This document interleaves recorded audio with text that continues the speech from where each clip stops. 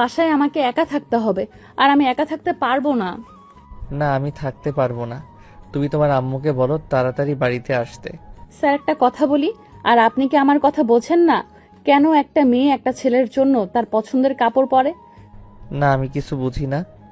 ওর কথা আমি বুঝতে পারছি ও কি বোঝাতে চাচ্ছে, কিন্তু এটা করা আমার পক্ষে ঠিক না ছাত্রীর সঙ্গে। সত্যি কি বোঝেন না আপনি আমি কি বোঝাতে চাচ্ছি, নাকি বুঝেও না বোঝার ভান করতেছেন? আরে না, তুমি কি বলতে চাচ্ছ আমি কিছু বুঝতেছি না। সোজাসুজি বলো কি বলতে চাও। ঠিক আছে, বলতেছি আমি। আমি কি বলো। আমাকে তাড়াতাড়ি যাইতে হবে।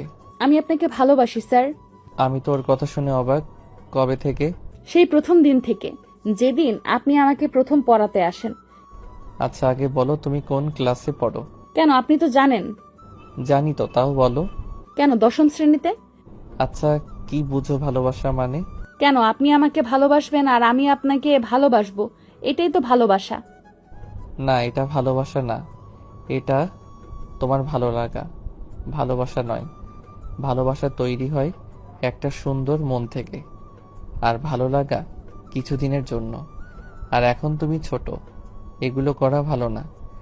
বিয়ের আগে প্রেম ভালোবাসা হারাম। না, আমি এত কিছু বুঝি না। আমি জানি আপনাকে ভালোবাসি, এটাই। আমি যেখানেই যাই সেখানে আপনাকে দেখতে পাই। পড়তে গেলে আপনার কথা মনে পড়ে। এটা কি ভালোবাসা না?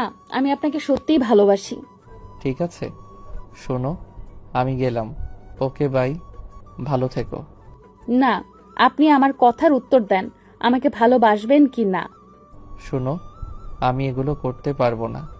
তুমি হচ্ছ বড়লোকের বেটি, আর আমি হচ্ছি সাধারণ পরিবারের ছেলে। এটা কখনো কেউ মেনে নিবে না। আমার সামনে এইচএসসি পরীক্ষা, আর তোমারও পড়ালেখা শেষ হয় নাই, আর আমারও। তাই এগুলো চিন্তা বাদ দিয়ে লেখাপড়ায় মন দাও। না, আমি যদি না আপনি যদি রাজি না হন, আমি মারা যাব বিষ খেয়ে। দেখতেছি রাফিজা তার লিমিট ক্রস করতেছে।